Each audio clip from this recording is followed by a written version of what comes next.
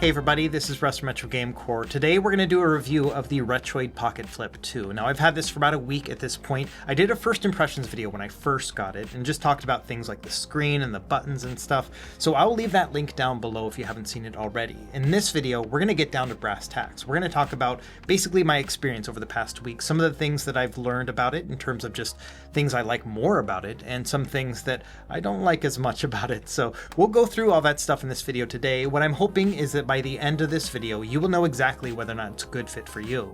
We got a lot of ground to cover. I've got quite a few nitpicks about this one, so grab your favorite snack and drink and let's go ahead and dive in.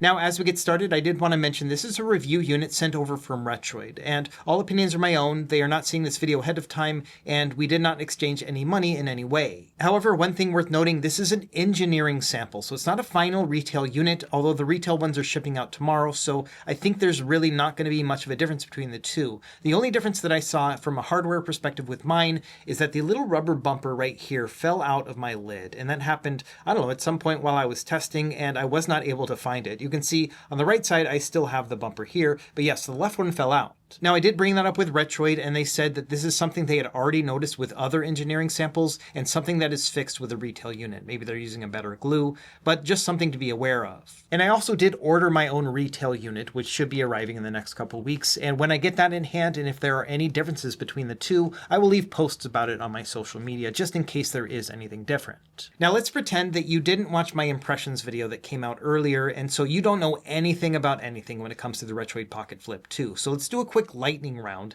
and go over the basics. And so number one, what the heck is this thing? So it is an Android-based handheld in a clamshell form factor. So essentially it is very similar to a phone or a tablet, but it has this unique control scheme right here. But at the very bones of it, yes, it's just an Android tablet. Like you can go into the Google Play Store, download your apps and games and everything else, and then just play them directly on the device. It's kind of like a phone with built-in controls. Now the Flip 2 costs $229 retail, and that's before shipping and taxes and whatever tariffs you may have for your region. It is also available in 4 different colors. They have black, ice blue, the GameCube one that I'm using, and then also what they're calling 16-bit US. Now the thing about the Retroid Pocket Flip 2 is that it's basically the same handheld as the Retroid Pocket 5, which came out about 4 or 5 months ago. It has the exact same chipset, the Snapdragon 865, the exact same screen, which is 5.5 inches AMOLED 1080p resolution with a 60 Hz refresh rate. It has essentially the same controls as well, same D-pad, same face buttons, and the sticks are also very, very similar. The caps on the new one actually has a little bit more of a grippy texture along the edges, but otherwise they are the same stick as well. So it really just comes down to whether or not you want this particular handheld in this clamshell form factor. Now, a couple other things that I mentioned in my impressions video is that this thing is kind of chunky. It has a tapered kind of gradient to it, as you can see right here, and it is relatively thick at its thickest point. To give you an idea of size, here it is compared to a new Nintendo 2DS, and you can see that the Nintendo one is actually a little bit thicker, about an index finger thicker, as you can see. And in terms of height, they are actually identical when you factor in the hinge here on the new Nintendo DS. So they're about the same height, but the new Nintendo DS is a little bit wider. However, there is definitely a difference when it comes to thickness. You can see here at the thickest point of the base, it's about 27.5 millimeters on the Retroid. And if you're looking at the absolute thickest point at the shoulder buttons, you can see that, yeah, it's about 31.15. Meanwhile, the Nintendo DS is a little bit under 21 millimeters, so this one is quite a bit thinner than the Retroid Pocket Flip 2. And so yes, this is a chunky boy. It's still somewhat pocketable, like if I'm wearing shorts or like pants with larger pockets, I feel like I can throw it in here, but it's definitely to the point of thickness where you can notice that it's there all the time. What I've been doing over the past week is actually throwing it in one of my back pockets. At that point, it just kind of feels like a thick wallet, and obviously I have to pull it out of my pocket anytime I'm going to sit down, but this is the way I've been carrying it around instead. Another thing that was a big concern for people, and also something I talked about in my impressions video, is the hinge. Now, a lot of people were worried that this thing was going to snap. You know, it's always the weak point in any of these types of devices. The hinge will go to 150 degrees, but then also go all the way back to almost 180 degrees. And so those are the two positions. And honestly, I haven't felt any issues with the hinge whatsoever. I've been testing it night and day for the past week or so, and no sorts of issues so far, but this is also one of those things that often takes time to really understand. But at least as far as I'm concerned, over the past week of very heavy use, I've got no issues or fears about this hinge right now. And then finally, the last thing from my impressions video I wanted to bring up again is that this does not only boot into Android. You can actually boot into Linux from an SD card. And I showed that working in my impressions video. There's an operating system called Rocknix that is already working on day one. And so that does give the Retroid Pocket Flip 2 some advantages over other Android-based handhelds. For example, you'll be able to play certain emulators, like the Xbox emulator, directly on this handheld, which you cannot do in Android. And there are also other apps that you can take advantage of on the Android side, including Portmaster, to be able to play your favorite PC ports. And so that essentially is what the Retroid Pocket Flip 2 is. Now what I want to do is talk about some of my longer-term experiences with the handheld over this past week, and whether or not it's going to be a good fit for you. And one of the more interesting things I found about the Retroid Pocket Flip 2 is that the majority of the issues I've had with this handheld are kind of fundamental to the clamshell form factor. And everything else is kind of in the nitpick category, in the sense that it might bother me, it might bother you, and we'll just kind of go over all that stuff as well. So let's start by talking about the good and bad that comes with a clamshell form factor. And I think the number one good thing is the fact that it's self-protecting. I love the fact that the most vulnerable parts of this handheld, the screen and the buttons and whatnot, are the things that are protected the most when you close it up. And so I feel like I don't ever need a case for this, and I don't even consider the fact that I would need a screen protector for it either, because everything just kind of closes up and keeps it nice and safe, so I can just throw it in a bag and that's it. Another thing I really like about clamshell form factors is that when playing 4:3 aspect ratio content on a 16:9 device like this, the bezels on the left and right don't really bother me as much as they do on a horizontal handheld. If I'm playing something like a Retroid Pocket 5, like this distance right here just feels kind of weird. Like I wish it was just a true 4:3. And that's because it just feels like wasted space with a 16:9 display like this. Like I wish it either filled out the entire thing or the device was a little bit smaller and more compact. With the Retroid Pocket Flip, your eyes just kind of funnel up towards the center. And so all this wasted space right here, which even though it's arguably more than on the Retroid Pocket 5, it doesn't bother me as much because I'm just funneling all my vision right here in the center, and it isn't like I'm seeing it between my hands or anything. And so for me, I think this is a better experience overall when playing 4:3 content. But at the same time, when playing 16:9 content, it feels a lot more immersive, and that's because we have that clamshell form factor, which kind of puts the screen closer to our face. If you think about the Retroid Pocket 5 or any other horizontal handheld, the screen is a little bit of a distance away, basically the exact same as the entire device. Meanwhile, with a clamshell handheld, as you're holding it, the screen is just a little bit closer to you. And it's a little thing, like we're talking about an inch here, but it is a more immersive experience. And so I do appreciate that with a clamshell handheld. The other thing about the Retroid Pocket Flip 2 is that it's just a big handheld compared to something like the Retroid Pocket 5. You can see that when it's open up, it's just massive. Like if you've got larger hands, I feel like this is a much more comfortable handheld because there's just a lot of space to put everything. And the beauty of a clamshell is that it'll close right up, and when it's closed down, it's really not that much bigger than the Retroid Pocket 5. And so it's kind of the best of both worlds, where when you actually need to carry it around, it's nice and compact and also self-protecting, but then of course, when you want to actually play it, it's nice and big when you're ready. Another thing that's really struck me about playing on the Retroid Pocket Flip 2 has been high-end emulation. For example, lightweight Switch games like Octopath Traveler 2. This has been a really incredible experience because the Flip 2 on its own kind of feels like a toy, like it's a little bit cheap and plasticky feeling, which kind of goes hand in hand with like a Nintendo 3DS. And so I don't really mind that it feels like that, but it is kind of crazy to have something so high-end on something that kind of feels like a toy. It almost feels like this weird mix-up where you're playing something that's better than the form factor should allow you to do. And so I've really been enjoying that as well, just the overall experience of playing higher-end games on something that just kind of reminds me of playing on a 3DS. And then one other thing to think about is that this form factor allows you to hold the screen upright without doing anything. And so this will actually work really well as like a media center. For example, here I'm running my Plex media server. And so you can imagine, like if I had downloaded a bunch of movies, I put this on my tray table on an airplane, I could then watch movies on this and it's going to be upright. I don't have to prop it up or anything like you would like a phone or even one of those retro handhelds. And so this is kind of a two-way street right here, that yes,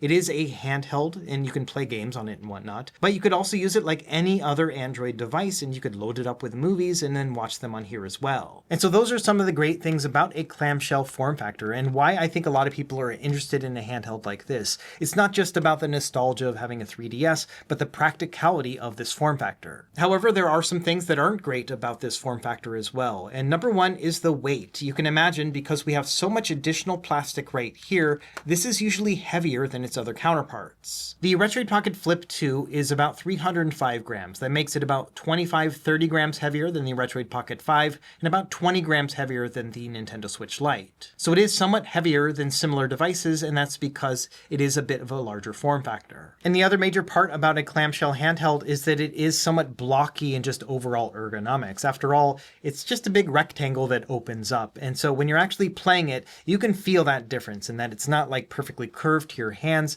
in the way that something that has ergonomic grips to it, like the Retroid Pocket 5. And so this is one of the concessions of having a clamshell, unless you were to put like an extra grip on it or something like that to make it more ergonomic. It does have a blocky design to it.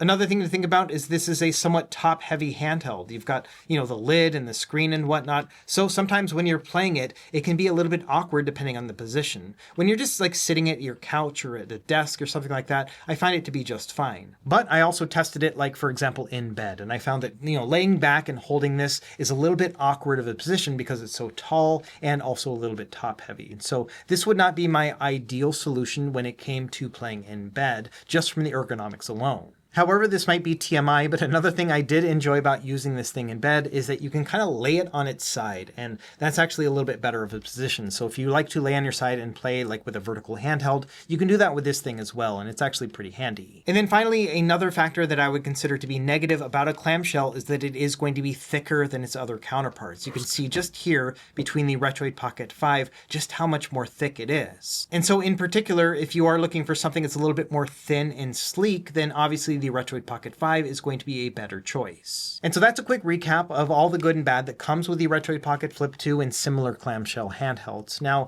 I think that there are more positives than negatives when it comes to this form factor, but it really comes down to which one is going to be a good fit for you. So now that we've gone over that, let's talk about some of the experiences I've had with this over the past week, both good and bad, and some of the things I've learned since then. We'll start with the good stuff. And I think number one here is this screen. I mean, I've always loved the Retroid Pocket 5 screen, but I don't know, something about every time that I open this thing up, I was just impressed all over again with this thing. I think that a 5.5-inch screen size is just about perfect. It's not too small, it's not too big, it just kind of fits that Goldilocks range. And so I've really enjoyed the overall size of it, but then also, obviously it's an OLED, so it has these really vibrant colors. It gets super bright as well, which is one of the most important things with a clamshell too. The way I see it, a clamshell form factor really encourages you to take it around with you because it's self-protecting. You can just chuck it in your bag or in your pocket.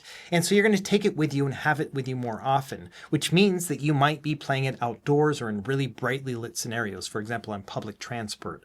And so this would be a really excellent solution because this screen does get very bright, like I showed in my impressions video. Another thing I've come to appreciate over the past week are these ergonomics. I don't think that they are perfect, but they actually work out pretty well as a nice middle ground depending on the type of game you're playing. And so I did a whole section here just kind of trying out different styles of games with different ergonomic setups and which ones were actually my favorite. So let's start with first-person shooters, one of my favorite genres of games, and we're going to start with the ideal solution first. So this is the Odin 2 Portal. I've reviewed this on my channel previously. This thing has a 7-inch display with a 120 Hz refresh rate. It is a wonderful streaming handheld, especially when it comes to modern titles like Destiny 2. And this for me is an ideal solution when playing this type of twin-stick shooter game because it just feels very natural. We have nice big controls here, and everything is just easy to access. Now, I think the Retroid Pocket Flip 2 is actually a fairly good middle ground. You can see that my thumbsticks are actually kind of high up on the device because they are above the D-pad and face buttons. This means the distance between your thumbsticks and the shoulders and triggers is very short, which makes it just naturally very comfortable to hold. And with games like this that really focus on the thumbsticks and triggers, this is a really excellent experience. Now, when you have to reach down to, say, for example, reload your weapon or jump or maybe change out your weapons with the D-pad, this gets a little bit more awkward. Thankfully, those actions are a little bit more few and far between with a first-person shooter game, and so I found this to be actually a very enjoyable experience when streaming something like Destiny 2 directly on this handheld. Now, the third handheld I wanted to compare in this kind of specific scenario is with the Retroid Pocket 5, which is a D-pad-centric device, so the analog sticks are down below. And this, I would say, is easily the worst experience of the three because of that travel distance between the thumbsticks and those shoulders and triggers. shooters. This is just a really awkward situation, especially because the Retroid Pocket 5 doesn't have a lot of leverage with its ergonomic grips. They're somewhat shallow, and so this is probably one of my least favorite ways to play the Retroid Pocket 5. Now, thankfully, the community has kind of risen up and come up with solutions, and so, for example, here are some 3D printed grips that I got on Etsy. I'll leave them linked down below, and essentially these do fix that issue because it gives you leverage, something to hold on to, and so that distance between the thumbsticks and the triggers is not as bad. And so I would say that with a grip, yes, this is probably better than with the Retroid Pocket Flip 2, but it's going to cost you an additional amount of money to purchase it, and it also makes the device a lot bigger. And so I'm not really factoring in this particular grip when it comes to this setup. I would say that just in general, the Retroid Pocket Flip 2 is good enough to be able to play twin-stick shooters. So now let's move on to a new genre. Let's talk about 3D-based platformers or games that are similar to this, where you have a camera behind your character. Now, these types of games were really prevalent with like the PlayStation 2 and GameCube, and thankfully the Retroid Pocket Flip 2 can play most of these games really well. I think, again, the ideal setup for something like this would be the Odin 2 Portal, just because it's a bit roomier and more ergonomic just in general with those grips added to it. However, I'd argue that the Retroid Pocket Flip 2 is a fairly close second. Like, this is actually a pretty comfortable experience as well. Yes, you will have to move from your right thumbsticks down to, like, jump and do all the platforming things that you would do, but it's not that much of a reach. And so I found this to be, again, a very comfortable experience and something that I would definitely enjoy on the Retroid Pocket Flip 2.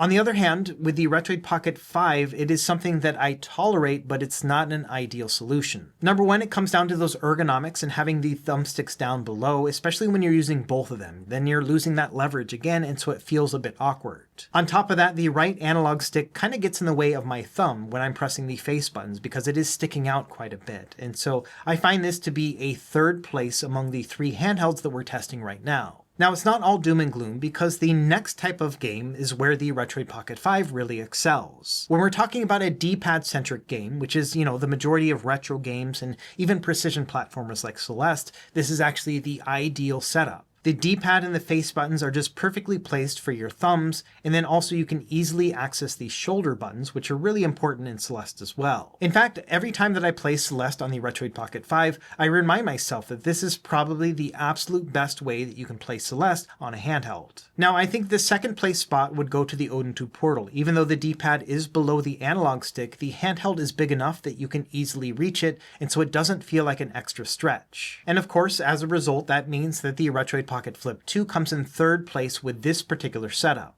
With this particular game, you're going to use the D-pad and face buttons, but then you also have to reach up and touch the shoulder buttons, L1 and R1, and so that additional distance does feel a little bit awkward. Now, to be clear, Celeste is still a game that I would play and enjoy on the Retroid Pocket Flip 2, but if I had all 3 of these handhelds sitting around, this would be the third pick for this particular type of game. And it also does carry over to just straight up retro games like Sega Genesis, where you're only going to be using the D-pad and face buttons. In my impressions video, I had mentioned that, you can kind of shift your hands down and play it 2 ways, either like this or then down below. But I found that in practical use, I've mostly been putting my index fingers up here anyway, just to give me a little bit more leverage and to make it more comfortable as I'm playing. And so naturally, I've just been playing it like this, and it does make the thumbs a little bit of a stretch. But again, this is still something that I am absolutely enjoying. Like, it's not the end of the world here, and I'm having just a great time playing retro games on this handheld as well. It's just not quite as ideal as the Retroid Pocket 5, which is really designed with that in mind.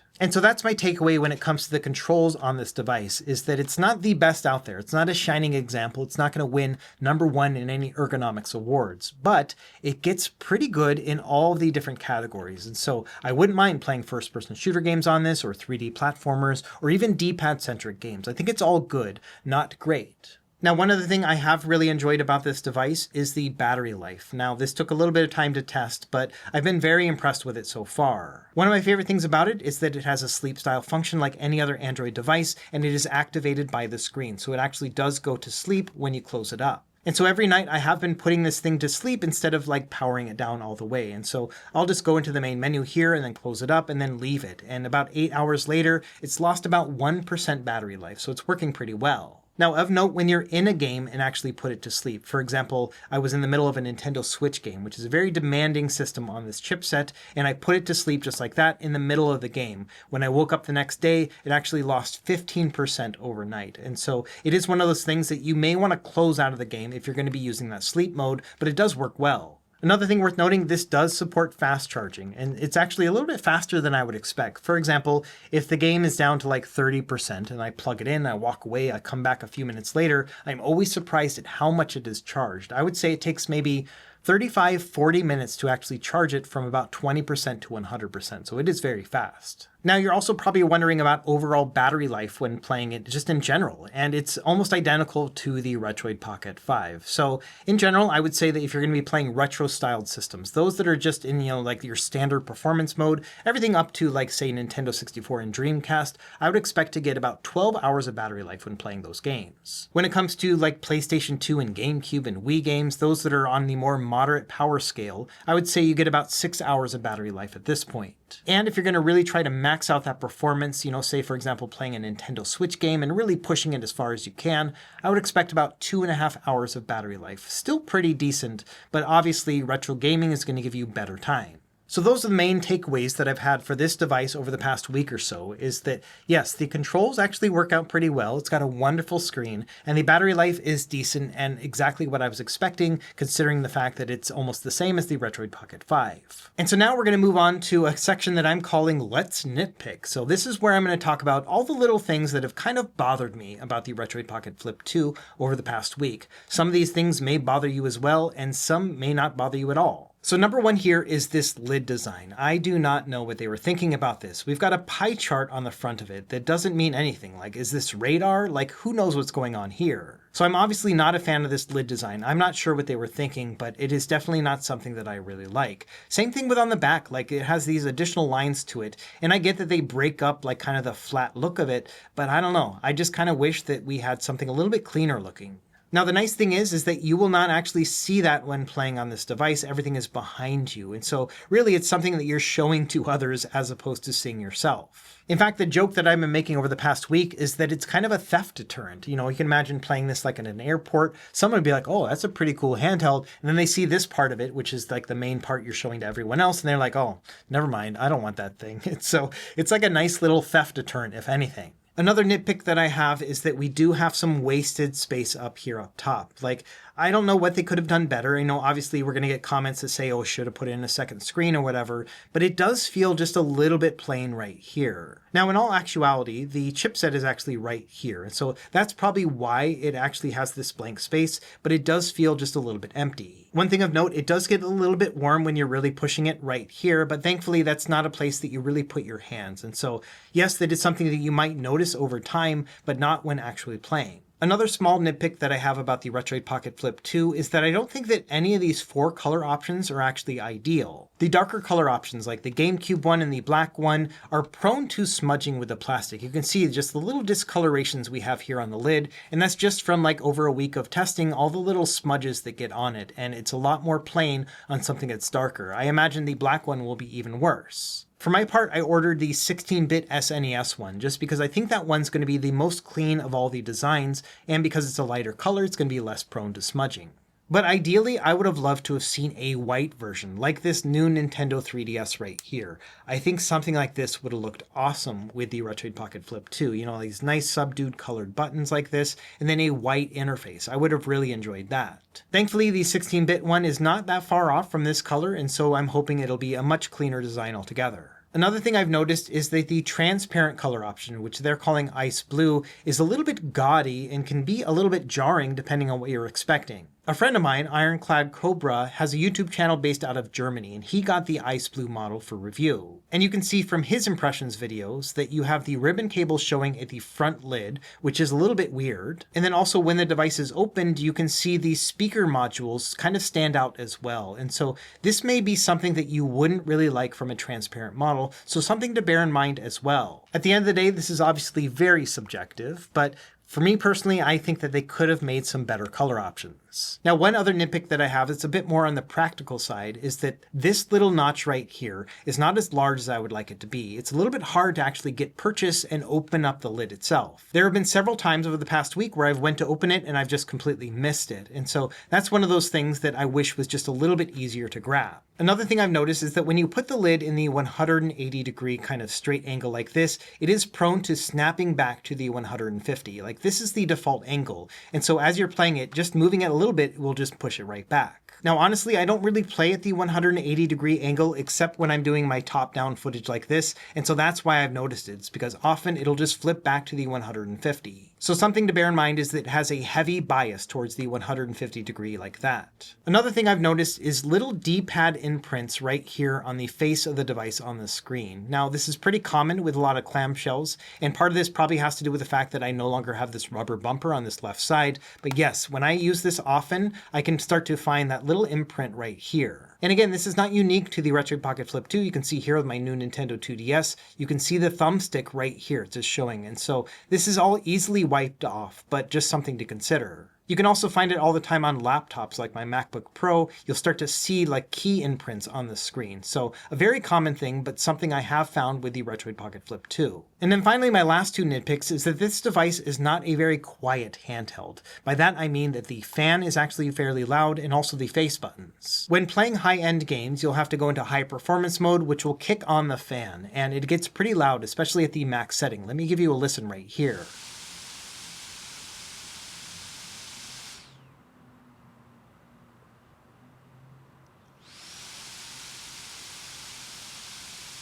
Now, personally, I don't think it's overwhelmingly loud, but if you want something that's super quiet, this is definitely not it. Thankfully, the fan noise itself is not like abrasive to me, and so I haven't really minded it, but it is something that I've noticed. And additionally, the face buttons are quite loud. They kind of have a clacky feel to them. This is similar to how it was on the Retroid Pocket 5. I would say it's maybe a little bit quieter than the Retroid Pocket 5, but not by much.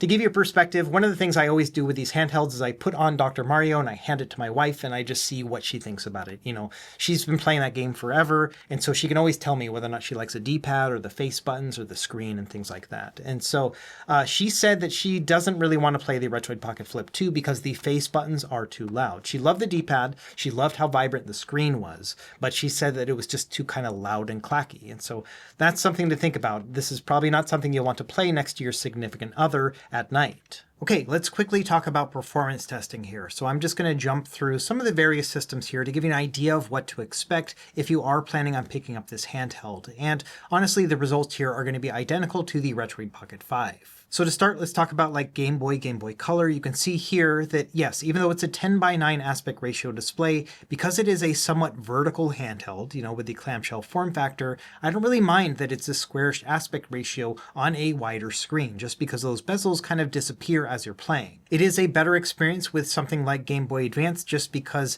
it's a little bit wider, you know, 3:2 aspect ratio, and so this will be an ideal Game Boy Advance handheld. I also found it to be a really enjoyable experience when it came to other retro systems, you know, things like NES and Super Nintendo and Sega Genesis. All these are going to run great, and the 4:3 aspect ratio does look very nice on this OLED display. Another great thing about the Snapdragon 865 is that it's got enough power to be able to play these games with some heavy-duty shaders. For example, here with Super Nintendo, I'm playing with the CRT Geom Deluxe shader. This is what I would consider to be a more heavy-duty shader, and I think it just has a really cool effect. It feels like an old television, but also has those vibrant OLED colors, so it's a really nice mixture. I've also really enjoyed playing arcade games on this device because the analog stick is up top, so it's a little bit more natural to use, and I like to use analog sticks with arcade games, and so this has been an excellent fit as well. Now, moving into the 3D era, we've got lots of options here. Let's start by talking about PlayStation 1. So I'm using the standalone DuckStation emulator at a 2x resolution, and this standalone emulator also has the ability to use post-processing shaders, and so that's what I'm doing here. I'm also using widescreen hacks to fill up the full 16:9, and it's a pretty cool experience. Like, this feels like a remastered version of the original game, so it's really cool. You can also do upscaling for other systems like Nintendo 64. So this I'm just running in RetroArch, and I'm upscaling it to 1080p. And yes, these games are going to run great, and any game you throw at it is going to be able to play at 1080p, including the heavyweight stuff like 007 GoldenEye. And it'll be the same story with Dreamcast, but the nice thing about this system in particular is that a lot of widescreen cheats will work with this within RetroArch as well. I've covered a lot of this stuff in my emulation starter guides, and so I'm just kind of breezing through to show you the potential here. But yes, you can play Dreamcast in 1080p with widescreen cheats within RetroArch, and it's awesome. One of the bigger questions I got about this device in particular is whether or not it can play Sega Saturn games, and yes, it absolutely can. Not only can you use the Beetle Saturn core, which I would consider to be the most accurate of all the emulators for Saturn, but you can also use some heavy-duty shaders as well. So here I'm using the CRT Geom shader, and still every game I'm throwing at it is playing at full speed. So yes, this is very capable when it comes to playing Sega Saturn. Now moving on to dual screen handhelds, this is kind of a bittersweet moment. Yes, all these games are going to play just fine on this handheld, but no, we do not have a second screen. This means that the ideal setup is going to be having both screens side by side. For example, here with Melon DS, I'm running everything at a 4x resolution, no problem here whatsoever, but this is the setup that I would recommend when playing this system. And it'll be the same thing when it comes to playing Nintendo 3DS games. These can also be upscaled to mostly a 3x resolution, but even a 4x resolution for many games, but you will have to have side-by-side screens. So this obviously will not be an ideal way to play 3DS depending on the game. However, there are many games where you don't need to see that second screen. So instead, you can just blow up that first image and it'll almost take up the entirety of the screen and it looks great. So it is really going to depend on the type of game that you're going to be playing with 3DS, but I think it is definitely possible to enjoy yourself with this as well. When it comes down to it, the best way to play 3DS games remains an original Nintendo 3DS, but this is still a pretty great experience. Moving on, let's talk about PlayStation Portable. Now this can run at a 4x resolution, which is going to be a 1080p upscale, and all these games are going to play fine, even the harder to play games like God of War. And there is a big novelty to playing these PSP games on something that kind of feels like a Nintendo console. It's kind of like a mixture of two different worlds, and so I've really enjoyed playing PSP games on here as well. It doesn't hurt that we've got an OLED display, which makes everything pop too. Now moving on to Nintendo GameCube, most of these games are going to play just fine. It is very hard to find a game that will struggle to play on this chipset, so I would say the vast majority of games here are going to be completely playable. And you've also got the ability to use things like widescreen hacks, or even some of these games just natively have the ability to play in widescreen, including something like F-Zero GX, as well as 007 Nightfire. For these, you just have to go into the game settings and set it to widescreen, and then adjust the aspect ratio within the emulator to 16:9, and then you're ready. And so yes, even though you can play most of these games in a 4:3 aspect ratio, I've really been enjoying playing them with widescreen hacks just because it fills up the whole screen,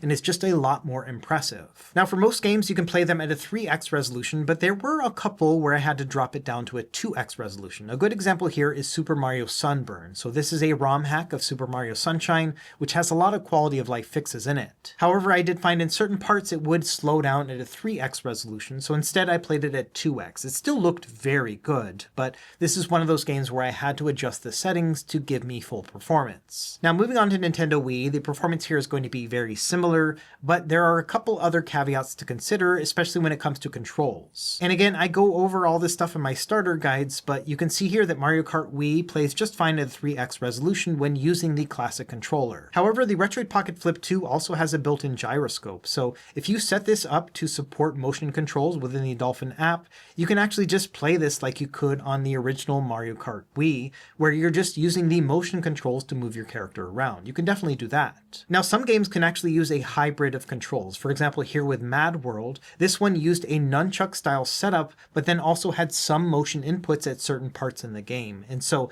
once you set this up within the settings to have motion controls as well, you can use the accelerometer within the Retroid Pocket Flip 2. Now, whether or not you want to shake your device as you're playing it is totally up to you, but I did find this to be a pretty fun novelty. But long story short, yes, you should be able to play just about every Nintendo Wii game as well. It all really comes down to configuring the controls and then, jumping back and forth between a 2x and a 3x resolution depending on the game. Now, when it comes to PlayStation 2, the performance will be very similar again, but you've got a couple other options to work with. For example, you can play all these games at a 2.5x resolution, so splitting the difference between a 2x and a 3x while still taking advantage of that 1080p display. And so for the most part, that's how I've been playing every game, and it's been pretty plug and play, just setting it to 2.5x resolution, the Vulkan backend, and then basically every game will play at full speed. On top of that, you can turn on widescreen hacks, and most of these games have support support for it, and so you'll be able to fill up the full 16:9 display as well. Now, not every game is going to be able to play at a 2.5x resolution. For example, here with Jack 3, I had to drop it down to a 2x resolution, and even then I was still getting a bit of slowdown here and there. Now, it wasn't to the point where I would consider this game to be unplayable, but I would not also call it a flawless performance. Now, you could potentially play this at a native resolution, and that might make things a little bit better, but it is worth noting that there are going to be some games still that require some tweaking. Another similar game is going to be Shadow of the Colossus. This one I also dropped down to a 2x resolution just to get close to full performance, but even then you will have some slowdown from time to time. Now, to be honest, this game also had quite a bit of slowdown on the original console, so it's kind of an homage to how it used to be back in the day, just in the fact that it's not a perfect performing game. Whether or not that's a deal breaker is going to be up to you, but for me, I would find this to be perfectly playable. And then my final example here with PlayStation 2 will be Sly Cooper 3. So this one basically has to play at a 1x or a native resolution just to get close to full speed. You'll still get some slowdown here and there, but again, I would consider this to be playable. Now, moving up from there, let's talk about Nintendo Wii U. Now, I tested out a bunch of games here, but I don't really want to show them because they're all Nintendo property. Like, all the best Wii U games for me are Nintendo games, and so it's really hard to actually show these ones in particular, so we're going to look at Shantae Half Genie Hero as we're talking about the others. When it comes to lightweight games like Shantae, it actually runs really well. It really comes down to compatibility with the emulator, and this is still a work-in-progress emulator. Like, it isn't a full release just yet, it's still in alpha. But it is definitely worth trying out some lightweight games to see how they run. Now, when you get into the heavyweight games like this one here, which I'm going to blur out for obvious reasons, this one does struggle. So what I did here, first of all, is I downscaled the resolution down to 540p. So already this game looks relatively blurry when not even factoring in the censoring that I'm doing right here. In addition, it definitely does not play at full speed, especially in the open world. On average, you're going to get about 20 frames per second, which honestly is not half bad, and I think a lot of people would consider this to be playable. For me personally, I would rather use a more powerful handheld.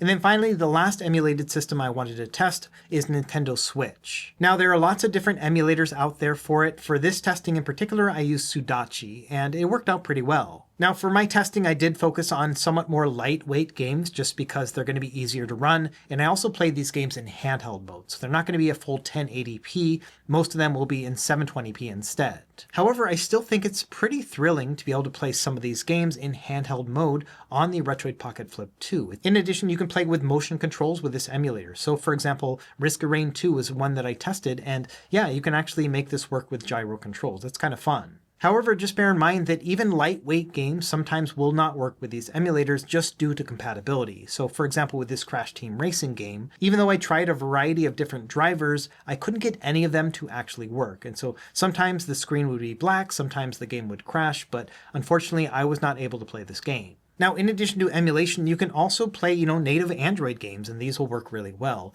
For my performance test, I used Genshin Impact with high settings and set it to 60 frames per second.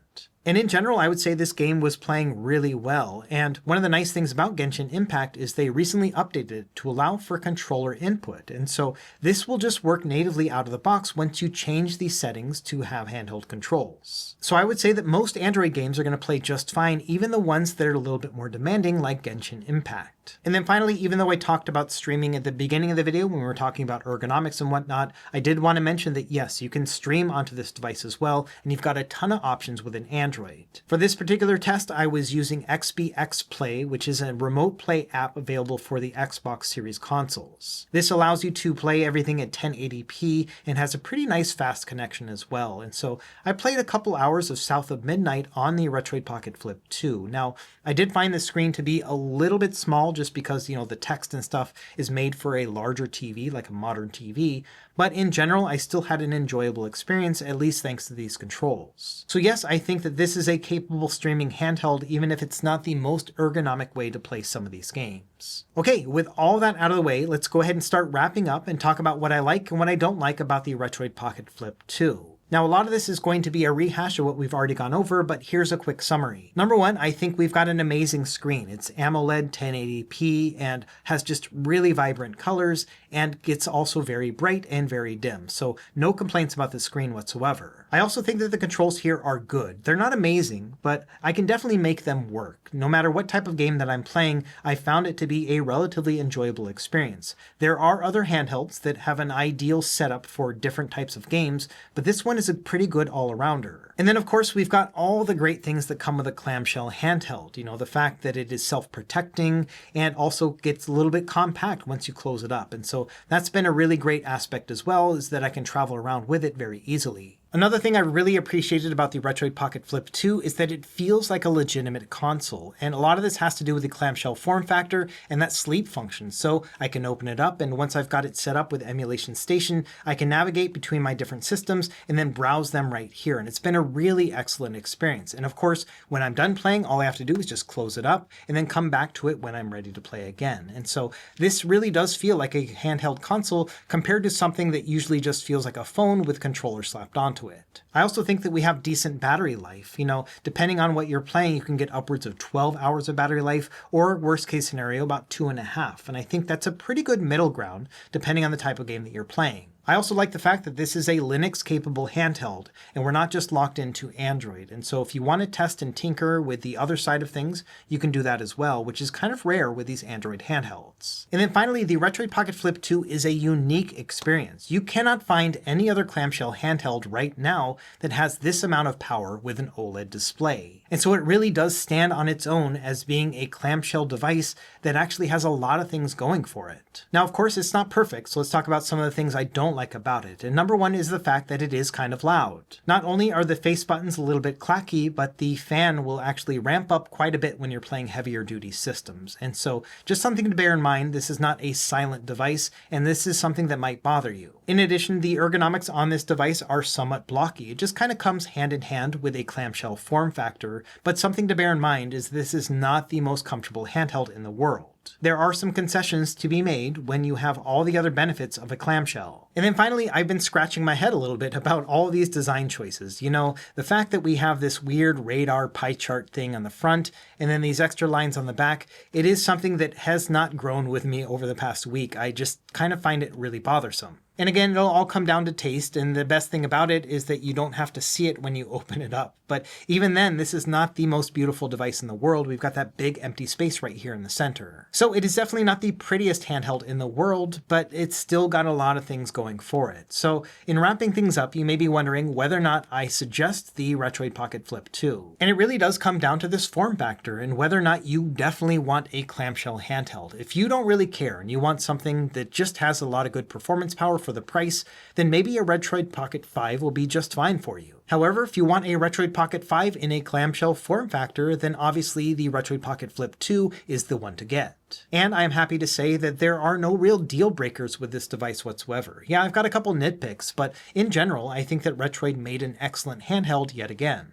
Now, in my impressions video, I mentioned the fact that, I was wondering whether or not the Retroid Pocket Flip 2 would replace my Retroid Pocket 5 as being like my favorite $200, $250-ish handheld. And after a week, I think I'm ready to come up with a conclusion. And so here it goes. When I pick up the Retroid Pocket 5, every time I grab it, I think to myself, man, this is the best handheld for the price point, and I should really play it more often. But the truth is, I don't play the Retroid Pocket 5 as much as I think I should. And some of that actually comes down to this form factor. And that's because recently, I've mostly been playing clamshell handhelds. I have the Anbernic RG35XX SP and the Miyoo Flip, and these two handhelds alone have probably gotten the most playtime from me over the past year or so.